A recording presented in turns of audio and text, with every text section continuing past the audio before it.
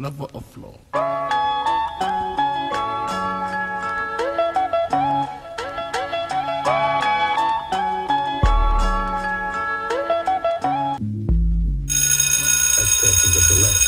Well, I answered Carol Lister, who wrote that letter. She's regional director of the ADL, by inviting her to appear on Like It Is to confront Dr. Ben.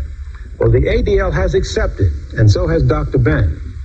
We'll get things right underway in a moment.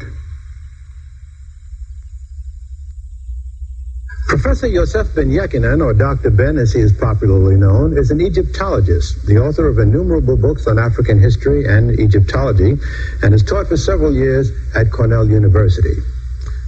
Rabbi Arthur Seltzer is director of the Long Island Regional Office of the Anti-Defamation League and resides in Great Neck, Long Island. Welcome to Like It Is. Maybe we can start with you, Rabbi Seltzer.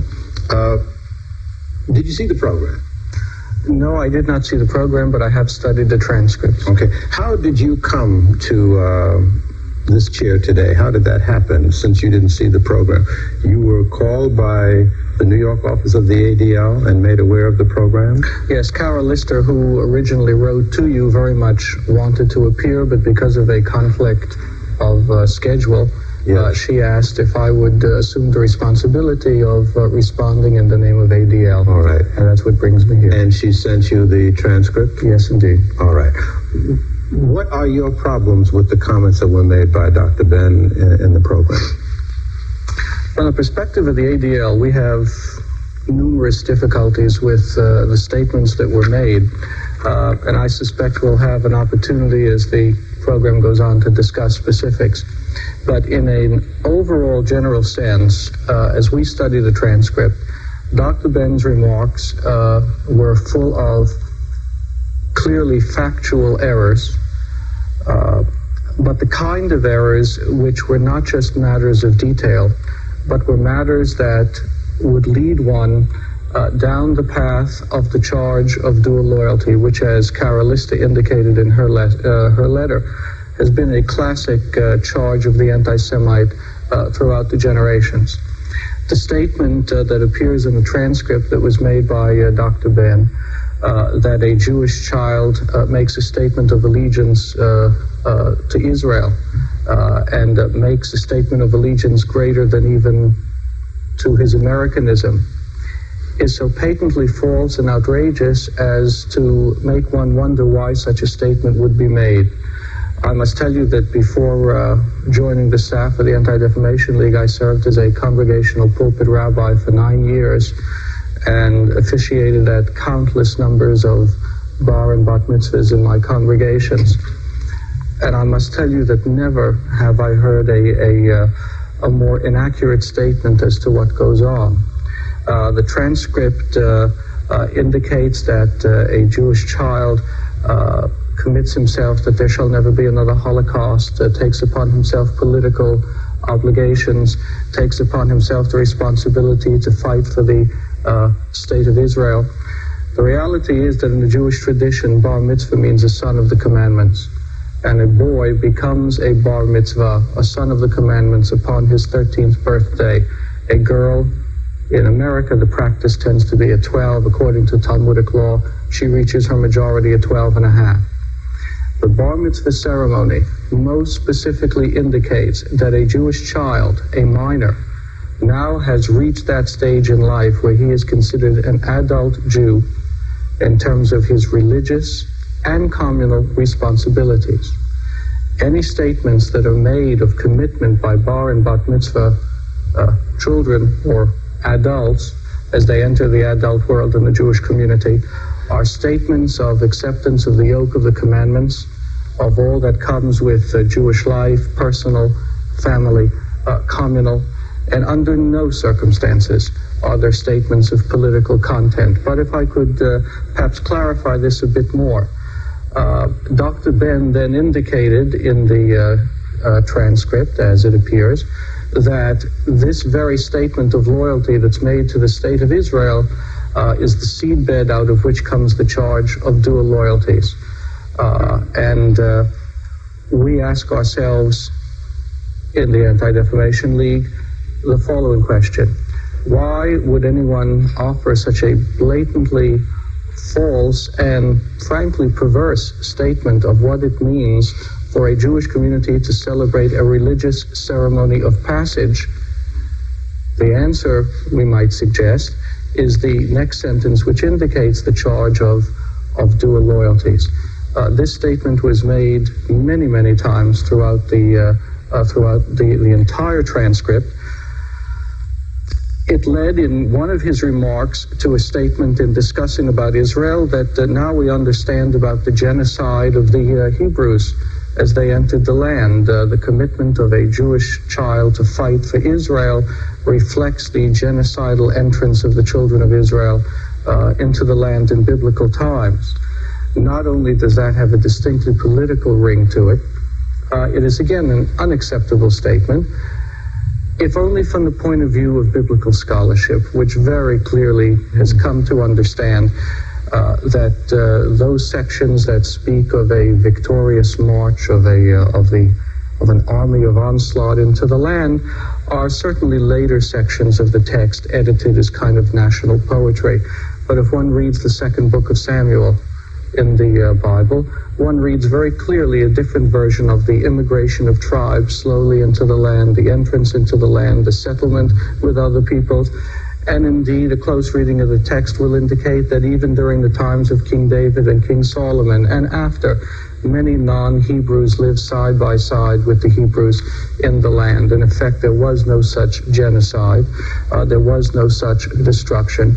And to even raise the thought that a Jewish child indicates his loyalty to the Jewish people in the context of that historical statement, and it's applied in terms of the Jewish present, is something that, frankly, insulting is, I think, an apt word as far as we understand it. If I may just add one other part to this. The transcript would indicate that Dr. Ben, in his concern for the need in the black community for cultural and ideological structures and unity, which is obviously a laudable and praiseworthy goal, then proceeds to redefine Jewish history and biblical history in a way which may be conducive to his political view, but does violence to history. He refers to Judaism as originating in Africa, that all of Judaism comes from Africa. The reality of the biblical text, one must merely open it to read, is that Abraham comes from Mesopotamia. He comes from the area which we today refer to as the Fertile Crescent. Indeed, what we refer today as Judaism, the religion of the Jewish people, reached its full maturity not in Egypt, but according to many scholars, after the first exile in 586 BCE back into Mesopotamia. The need to rewrite history of other people in order to create a cultural superstructure for oneself does neither justice to the one whose history is being rewritten, nor the one who pursues the worthy goal of cultural structures. And therefore, to tie it up, we find most disturbing the factual mistakes that are replete in this transcript, but of more compelling concern, the ultimate dual loyalty, genocidal, militaristic implications of the state. Genocidal, you say? In the reference to the biblical genocide, so it appears in the transcript, that is the term that's used, of the children of Israel as they entered the land. I would certainly not subscribe to such a term. The very fact that it does appear attributed to Dr. Ben in the text, we find to be absolutely, again, insulting and unacceptable. All right, Dr. Ben, what is your response? By the way, I have to let the rabbi know I'm not a Jew as he is. Born of a Jewish mother, a Yemenite grandmother, a Yemenite Puerto mother, Ethiopian Hebrew father, Beta Israel. By the way, they call us Falasha for whatever their reasons. Thus, I am as much a Jew as the rabbi or the grand rabbi in Israel, any of the grand rabbis in Israel. If the rabbi is stating here that in the book of Genesis, there is no mention of the extermination, and I use the word genocide, of the 7 tribes of the Amalekites, the Hittites, the Moabites, the Jebusites. He in his own statement stated that this is ameliorated somewhat in the book of Samuel. Everybody saw that. But the book of Samuel doesn't change the book of Genesis. And we remember that Genesis wasn't written first. It was Exodus. It's at the Council of Jamia that they decided to write Genesis. Next, since there is no Jewish race, you know, you have Indian Jews from India, from Kashim Jews, look like any Indian. You have ourselves from Ethiopia. By the way, the rabbi wouldn't forget that it says Moses married the daughter of the high priest of Ethiopia, or Cush. Being a rabbi, he will know this. Second, moreover, about the bar mitzvah, and I went through one like the rabbi went through one at around the same period of time, is the rabbi saying that the bar mitzvah is not a commitment to the people. Isn't the Torah demanding? And I don't talk about the Talmud. Talmud is not Torah. The Torah is supposed to have been written by God or passed down, although it was in fact written at the Sanhedrin. The theory, the mythology, the allegories that it's written by God or passed down by Moses, again is a myth. That's Jewish mythology, because Moses is dead in around 1196 before the Christian era, whereas the Sanhedrin doesn't release a thing called the Torah until about 700 before the Christian era, which was written from 700 before the Christian era to 500. It took 200 years. There's a commitment in anybody, that any child that's been bar mitzvah, and when you're talking about circumcision of women, that is strictly Western, and it has nothing to do with orthodoxy. They're using the word orthodoxy to mean something. There's never been a circumcision. It can't be a circumcision of girls. But anyhow, let us continue. The point is that in the bar mitzvah, it commits the boy. If you commit yourself to the community, there's a call to return to Israel. There's a call that every child, I went through it, that you must come back to Israel. If that isn't a fact, the rabbi can say what he wants. His position or the ADL position of fear of this. Then let's look at the behavior. It's just like saying today, you know, one time the rabbi, I don't know personally, but the ADL and all the other Jewish organizations one time didn't even recognize that we exist as falashas. It is something in America. American Jews have decided that they're going to speak for all Jews. And not only for all Jews, you remember they said blacks and Jews. I'm black and Jewish. You're white and Jewish. You're European. You're of European Jewish ancestry. I'm African Jewish ancestry. No more claim to Israel than I have, because there's no Jewish race. Okay, let me continue. The rabbi forget, he says that Abraham, he points to Judaism coming from Abraham. Then I said that the rabbi obviously have not read the 10 Commandments and their source. Moses is not until about 1346 before the Christian era, 49 years after the death of Amenhotep IV, otherwise known as Akhenaten. Every one of those 12 so-called commandments, and that Moses is supposed to have gotten at Mount Sinai. By the way, Mount Sinai is still in Egypt, in Africa, hasn't gone any place. Now, those 10 commandments weren't gotten by Moses. Because I'm Jewish, don't mean that I have to follow the mythology. When you go in any of the major tombs in Egypt, you find those 10 commandments plus 32 more, otherwise referred to as the negative confession. Am I to believe that Moses was born in Mizraim, Egypt, about 1346 before the Christian era, went to school there, become a priest, at age 85 or around there, decided that somebody mistreated his people, and that in every school in Egypt, you had to recite the negative confession, 42 laws, of which they said, I have not killed man or woman, I have not stolen this, I have not, every one of the so-called 10 commandments is already stated. That Moses didn't see it. I would like the rabbi to tell me, where does it show that Abraham taught any of this? I would like the rabbi to tell me, before circumcision in Egypt, where did the Jews have circumcision? They said that Abraham's circumcision is part of what made him Jewish. Then the rabbi must tell me, the worship of the golden calf, which they call the golden calf, isn't that the worship of Hathor, the goddess Hathor? We could go on down. Well, before we go on, Dr. Ben, let me just intrude. We do need to take a commercial break. We'll pause for breath, and we'll return right after this.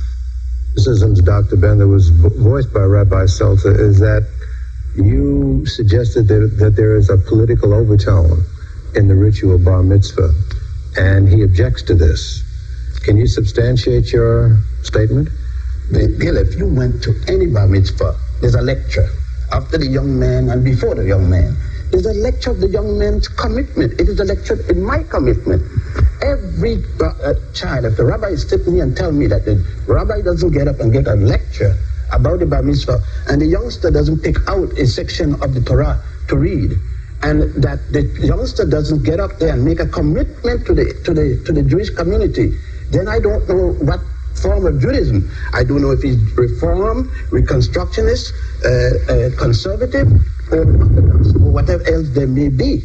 But it will be rare to me not to go to a bar mitzvah and not hear the rabbi mentioning the commitment to the Jewish people and to Israel. If in fact that rabbi is, unless the rabbi is anti-Israel.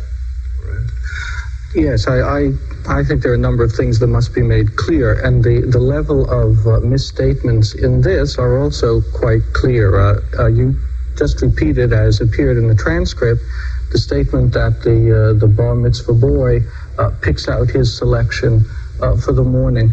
But it's rather common knowledge and Jewish practice of centuries that there is a set cycle of the reading of the Torah and the Haftorah, and bar mitzvah children under no circumstances are in a position to pick and choose their Torah portions. Their portions are part of the set calendar prescription of which portions of the Torah progressively are to be read on a given Shabbat, Saturday morning. So that even on this factual level, there's a disturbing lack of accuracy in the presentation. European Jews don't run Judaism. You don't make Judaism.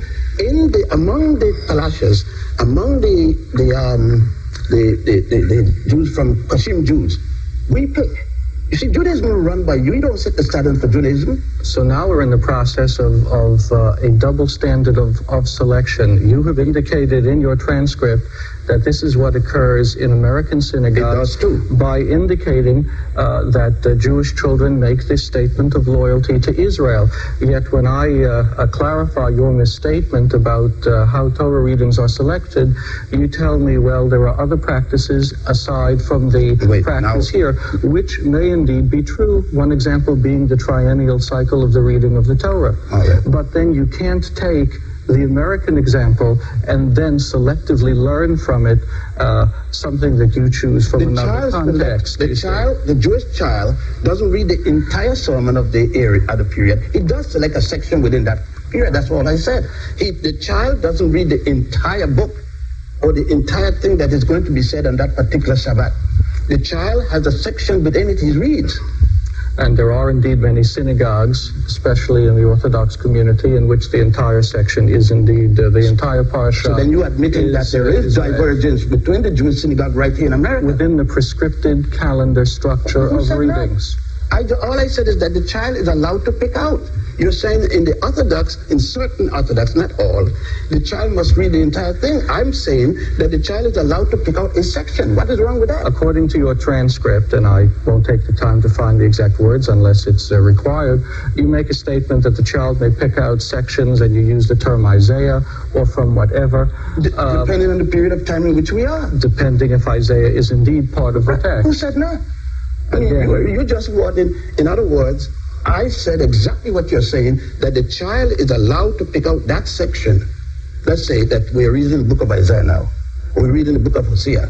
The child is allowed to pick out of Isaiah a certain section, or the child is allowed in Hosea if we are reading at that particular time, because all the children don't make bar mitzvah in the same month and at the same time. One should be clear, however, that that's partially accurate, because part liturgically of what a child is expected to read or participate in, if possible, is the reading from the Torah itself. Indeed, the reading from the Haftorah is a significantly later development, precisely because if a child is a bar mitzvah, is a son of the commandments, then one of his first public possible acts is being called up to the public reading of the Torah. Right. And it's by this act that his reaching adulthood is publicly declared. If I may, however, go on to what I think. Wait, let's settle this before we move on, and then All right, because there were some other points. Oh yes, that I think we're going to try to get into all of that. Your response, Dr. Ben. The point is, everyone I stated is adulthood.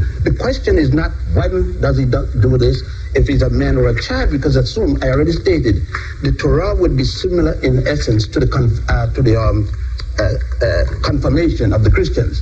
When the child comes of a certain age and take up his manhood, in order to be able to sit in the minyan, to sit in the official congregation as a young man, he has to come and go for the bar mitzvah before he could sit in the minyan.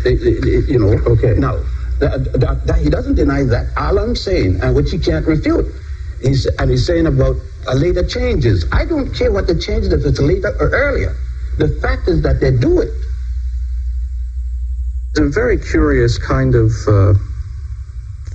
contextual oversimplification here. On the one hand, Dr. Ben correctly points out certain instances of Egyptian historical input in what we today call the religion of the Hebrews and later Judaism. And no one can deny the role of cultural and historical context. On the other hand, given it would seem your political need to view all through the African perspective, you completely ignore the experience of the Code of Hammurabi, of the Mesopotamian sources of law, which appear significantly modified in later Torah development. What I'm suggesting is that, on the one hand, it is a strange scholarly position to argue that historical context must be accounted for in the development of Judaism, which I would accept, and then argue, however, that only that political context which is useful to your present political view is to be noted and is acceptable. As I read the transcript, as I read the transcript here, there is a comment here that says, and permit me to paraphrase loosely, that Judaism and all of Judaism and the Jewish people come from Egypt, therefore they are African, and therefore there is a statement later on that many blacks do not understand that they are indeed Jews. Now that raises to us a very curious question: why the constant need to inject a racial quota into a diverse historical context, which we would acknowledge, but yet on the other hand, as we sit here having watched Operation Moses and the ingathering of Ethiopian Jews into Israel, why then the need to define by race as what is essentially authentic in Judaism strikes us as a contradiction that at least can possibly be interpreted in terms of current political context, but certainly not by history. All right. I'm glad that you brought that last point, so I work from the last forward or backwards. Isn't it strange that just yesterday that the Jews in America found out that they're black Jews? Isn't it strange also that you don't consider us Jews, because when we go to Israel, you're still demanding that we must, quote unquote, reconvert. Who said we converted in the first place? Who said, what right have European Jews, who don't belong there either, have a right to tell us and to carry us to a shameful... I'm sorry, European Jews who what? No, who don't any more than we do. Because the Russian Jews come there, many of them not circumcised, many of them never have a bar mitzvah, and we had to go, nobody asked them to reconvert. We had to go there, and a fast called circumcision, and I wanted to use the Hebrew word, but at the moment. And we're supposed to go through all that. Next thing, Rabbi, how come my uncle, Tamrat Emanuel, came here in 1935 to raise money when Italy invaded Ethiopia? We were 5 million. When we left, we were 50,000. The Jewish community in America refused, denied that we existed. Up to now in Israel, you have 2 grand rabbis at least, the Sephardic grand rabbi and the Ashkenazi grand rabbi, the European grand rabbi, that refused to recognize that we're even Jews. Only the Sephardic grand rabbi started with Obadiah Yosef when he was the chief rabbi. Now let's go back. So that it's a farce about Israel telling us to come there for whatever the reason. In that, Israel to this day from 1947 have in the Knesset a petition for the acceptance of Jews from Ethiopia, the right to return. To this day, it has not been approved. It has still been tabled every year now. So that you try to show the liberality of white American Jews when it doesn't exist. It doesn't exist at all. Because if you're saying that you're bringing us back, then we should go back as Jews, not as something that you're going to make us over there. Who gives you the authority to say who is a Jew and who isn't a Jew? You talk about my desire for the political aristocracy, my political sense. Well, it was obvious that no one questioned European Jews. Am I to believe that European Jews don't have a white politics here? When blacks move into the a Jewish neighborhood, white Jewish neighborhood, doesn't the white Jew move like the white Christian? I mean, doesn't the white Jew have white flight to the suburb? Now, so as a Jew, are you saying that I should behave as a Jew, period, in the United States, that means white Jew, in the United States, and run from the blacks? When I come here, my acceptance in Judaism isn't the same as when you come. When you come, if you came as a white Jew, and the white Jews, and you deal with whites. Now, I'm a black Jew, isolated from Judaism by virtue of that, because of my blackness. When I go into a synagogue, most synagogue I go into, the first thing they tell me, and I have to say I'm Jew. When you become Jew, did your parents convert? When? You don't have a white person walk into the synagogue and say that. Go back about the Jews learning the Hammurabi Code. When you talk about Hammurabi Code, you're talking about 2000 BC, just the other day, historically speaking. The concept of one God didn't come from Moses nor Hammurabi. Akhenaten preached one God before Moses was born. The Aaron and about their being African. If you're born in America, you are an American Jew, wouldn't you say? Now, where was Aaron born? Where was Moses born? And Sarah, Aaron's sister, and all of them, Miriam. Where were all of this supposed to be happening? Before the Jews come in contact again as a group. Not Moses, not Abraham alone and his little family. From Abraham and excluding Joseph. From then on, according to Torah, for approximately 400 years, everything the Jews learned was in Egypt, everything. Because from the time of Joseph, Genesis ends, and Moses died. And there came a time when Joseph died. Because of this bad Pharaoh that came, who knew not Joseph. From then on, we have to hear about the plight of the Jewish people and so forth. But before that, from the time of Potiphar, all the way down to the Exodus, isn't it everything the Jew learned was in there? There was no Hammurabi Code. And I said the basic foundation of Judaism, one God and all that, came out of Africa. Egypt is still there, not in the Middle East. Time for another break. We will continue with our discussion, a modest discussion, right after this. Let's press on. Let's, please. A number of points. Again, we're into this historical selectivity, and at the risk of sounding as if I'm pushing Mesopotamia today, the reality is, of course, that both the archaeological and the literary evidence of such areas as Ebla and others clearly illustrate that a proto-monotheism existed in the Mesopotamian area centuries and centuries before the Hebrews. Some scholars have even attempted to identify one of the Mesopotamian names of this god as Eloah, and in that way tried to learn from it the Hebrew term Elohim. And I merely identify this as one scholarly view. Again, I wouldn't want to deny for a moment that Egypt is part of the cultural mix, and therefore Africa, as you would want to make the political point. But to selectively ignore all other historical factors to then be able to make a political point is not to be dismissed as a cry of anti-Semitism when it's raised, but is to be called for inaccuracy in the historical record, And one has an absolute right to do that when that inaccuracy then feeds into contemporary politics. But if I would but if I could respond to the Ethiopian issue, no, wait, no, I got to answer you that point first. Then you could go to the Ethiopian issue because that's a big issue too. You try to throw over that anti-Semitism slipping right there. Even when a Jew disagrees with a Jew, it becomes anti-Semitic. By the way, I hope that you would agree that the common statement in America among Jews is that if your mother is Jewish, then you're Jewish. Would you agree to that? According to Jewish law, okay. And make it better, if your father is Jewish and your mother is Jewish, then you're ultra Jewish. Excuse me, oone's father has nothing to do with the status of Jewish law. I added that for extra measure. Right, but that has no functional reality in terms of I didn't say it does. Don't be peculiar. I mean, we're dealing with the issue. I said, well, okay, my mother is, and so that makes me yes. That makes me. Yes. Okay, fine.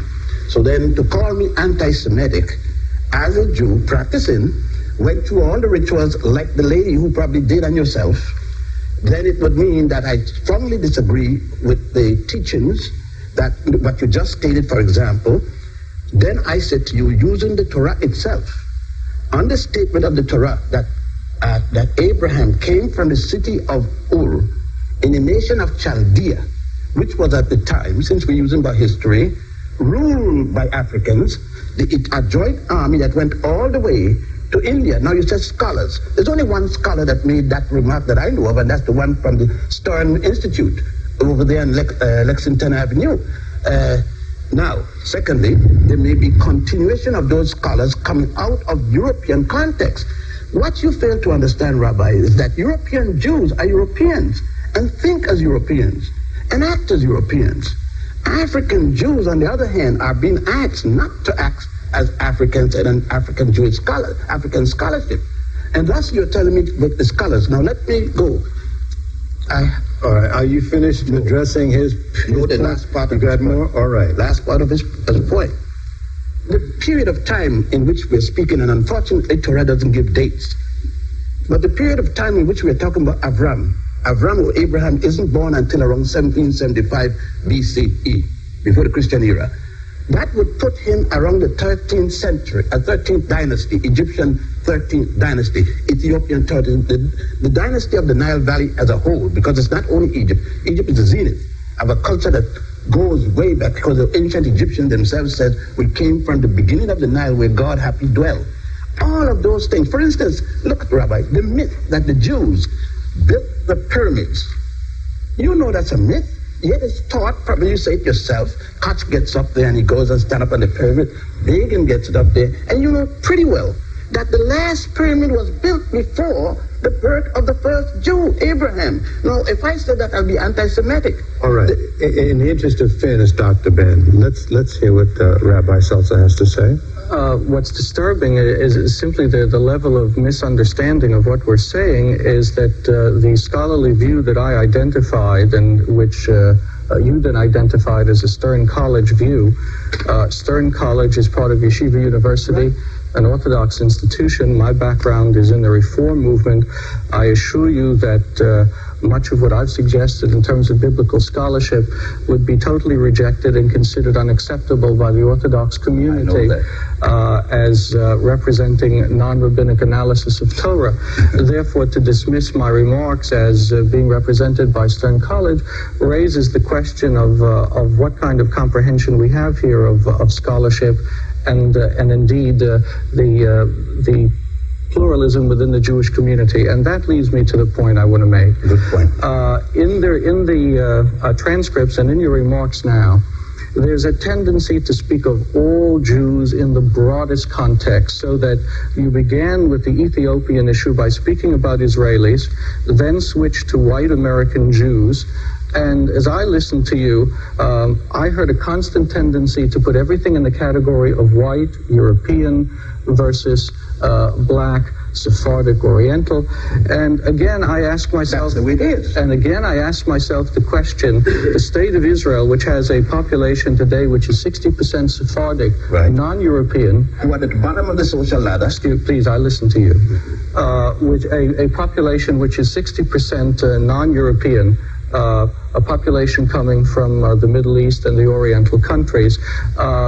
It is certainly a political charge, which we hear constantly and is used constantly, that Israel is a white European colonialist bastion in the middle of an Arab third world part of the world. But the reality is that Israel today increasingly takes on the Levantine quality of the area in which it's in, precisely because of the population. Side point, but let me proceed. But let me. And don't want me to answer let it. me And proceed. Let me answer that, and then you no, proceed. sir. No, wait, now you don't run the program. Can I answer him? No. Let me interject. Let me interject. Let me give you 1 minute to press your point forward, and then Dr. Ben can. I must say that the time is evaporating. Fine. And that is my concern. So then it's necessary to proceed. 1 minute. Well, I shall try it 1 minute. Again, this attempt to say that only black Jews experience difficulty in Israel. There are a number of frankly, inaccuracies in this. When Soviet Jews began to come to Israel, there was precisely the same kind of questioning raised by the rabbinate. Since the rabbinic establishment and authorities were in disarray in the Soviet Union, were indeed these people who were coming Jews under Orthodox law. It caused political problems. Ultimately, it was worked out as the issue with the Ethiopians is a problem, will be worked out. To characterize this on a racial basis is totally unworthy of what is indeed going on today in Israel. Dr. Ben? He speaks of the multiracial characteristic of Israel, but he didn't say that the multiracial characteristic isn't visible in the control in Israel. Israel is controlled by a European American, and British factor of white Judaism. He doesn't want me to deal with this reality. I've been there umpteen times. Is that I've true, seen it for Rabbi myself. I would give you two quick answers to that. That historically, yes, because of the nature of the earlier immigration. Present At day. this point in time, given the past election results in which Likud, which was heavily representative of the Sephardic community, and Labour, which has its base in the European community, ended up in essential parity. The reality is that power is increasingly shifting from total European control to indeed what is considered a parity between the two communities. Well, it would seem to be a simple question, Rabbi Seltzer. Do Jews who are European or white control Israel, or do Jews who are African control Israel? No, it's not that simple, because we're dealing with, no, not at all, because we're dealing with the question of process. And the question of process simply indicates that the initial migration of population out of which the state of Israel was established was European. The governmental structures were created by these people. Immediately after the creation of the state, over 500,000 Sephardic Jews from the Middle East, from North Africa, were brought into the state while it was involved in a fight for independence. These people took the obvious number of years to be able to function effectively on all levels of government and all levels of Israeli society. Time is a necessary factor in life, but as of this point today, one can say without any hesitation that the non-European Sephardic community wields tremendous power in the state of Israel today. Who is the dominant power? And who is a dominant power? Again, I would indicate that by the last election, in which both Likud and Labour ended up in what is essentially a dead heat, one can learn from this that there is no one group in power anymore. Dr. Ben? The rabbi is saying to me that if I went to Israel or you went to Israel, that most of the people in government, the ambassadors traveling all over, are not European American and British Jews. Am I to believe that that's what he's saying, that there's an equal division of power? I can't think that the rabbi will stay there and say this and give this kind of a evasive answer to the question. The European and European American and British Jews still dominate the politics of Israel, still dominate the economy of Israel. And is he saying to me that these people are now welcome? My point to him is, regardless of what rabbis may have said, did they demand that the Jews from Russia go through a new halakha? Do they reconversion? Do they demand a brisk, circumcision? Such were the demands. Such were exactly the demands. Was it carried through? And just as, and the parallel is a very important one, just as politically the intent of the Orthodox, let me finish please, just as politically the intent of the Orthodox rabbinic establishment could not be considered acceptable, and these demands were ultimately dropped with Soviet Jews, so one finds that as the Ethiopian Jewish community grows, the rabbinate itself has been forced to back down, and I think it is a very clear statement that most Israeli opinion would accept. That is not true, because up to now... Wait a minute now. I got a cut for a commercial break. All right. I know you're hot, both hot. Hot program. Hey, this is the last segment you can't run over, and I'm going to chop you if you do. We can't resolve your philosophical, your political, your historical, your ideological differences clearly this hour. But maybe we can address ourselves to tone and intent. Obviously, the letter that was written by the ADL objects to the tone and suggests that there may be some premeditated, sinister, injurious intent to Dr. Ben's remark for political reasons. And perhaps you can clarify that, and perhaps Dr. Ben can rebut and answer, and maybe perhaps we can clarify and heal this rift. As we read the transcript and as we discussed today, we see much in your remarks that is reflected in third world political statements in the UN, in other forum. The fact that you are indeed Jewish in no way changes the content of these remarks and the political context in which we see them.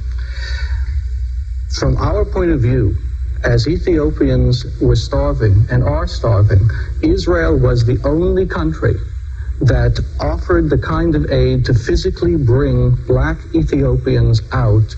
And indeed, it's the only example of a nation of Caucasians, to use the term that appears frequently here, of bringing in whites, bringing blacks in dignity as citizens. To begin to turn it around says to us, we begin to hear the same kind of third world, radical, political kind of rhetoric, which is directed towards the United Nations, towards Israel and the United Nations, which we hear in so many other forums. This is what we respond to, this willingness to identify Jews and Judaism with colonialism, whites, repression, and having read some of your other material in addition to this, I must say that it's a theme that strikes me as pervasive and something that we find unacceptable in a public forum. All right. Number one, you spoke very much about generalized statement. You just said that the Ethiopians are starving and you're bringing out. Isn't it a fact that you're talking about only, Ethiopia has about 40 million people.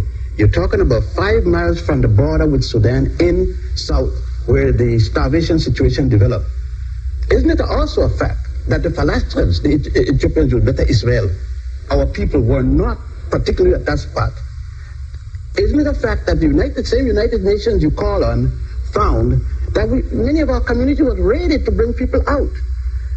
And you talk about the only nation to help. Isn't it also a fact that there are almost every nation in the world in Ethiopia giving assistance to people who are hungry on the northern borders of Ethiopia? Are you suggesting that it would have been better for Israel to in no sense save black lives? Is this what you're suggesting? Now, you talk about this. No. If Israel had was saving us for the reason that you indicated or tried to indicate, yes. Well, how is it that all of a sudden that we are saved, but we wind up in the army and we die from starvation? We wind up in people's house cleaning, and Falasha never let their women. This is one thing against our principle, to work as domestic in anybody's house. We're doing that now.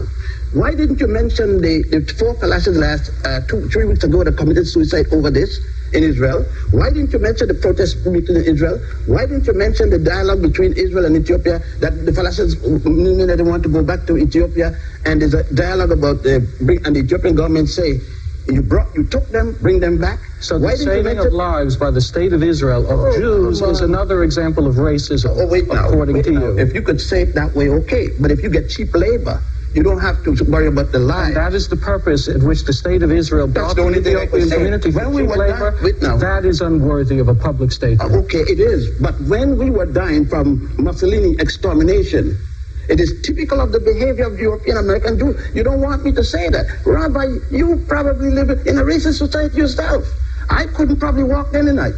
You don't want me to deal with Israel not initiated the Operation Moses, I suspect you would have been among the first who would have said, you see how racist the state of Israel is for not responding to the plight of Jews even though they're black. It's the biggest mistake. But now you say that even though they're black, it's a racist response. It's outrageous. I listen to you. It's absolutely outrageous. You don't think that I feel that you're outrageous? Now, my point is this, that a nation that said we don't exist, you know, with the contrition of Israel, the thousands upon thousands of Israelis leaving Israel constantly, you need to replenish that community. You have an Arab situation, and don't deal with me about the third world, because I'm not a member of the third world, I'm a member of the first world.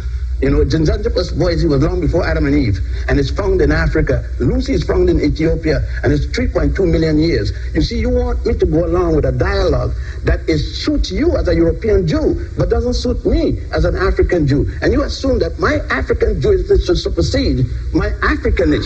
No way, Rabbi, because you want it both ways. You want to be a European Jew, benefiting from being a European, benefiting from being a Jew, and that I sat by and listened to it, and then call it anti-Semitic. You may have difficulty, but the record will show that I sit here as an American Jew. That's right. That will be my definition. As an African How Jew. you choose to define me in whatever racial or political terms you have the need is your business. But I reject it totally. I got to cut you. I thank you both for expressing your opinion so open.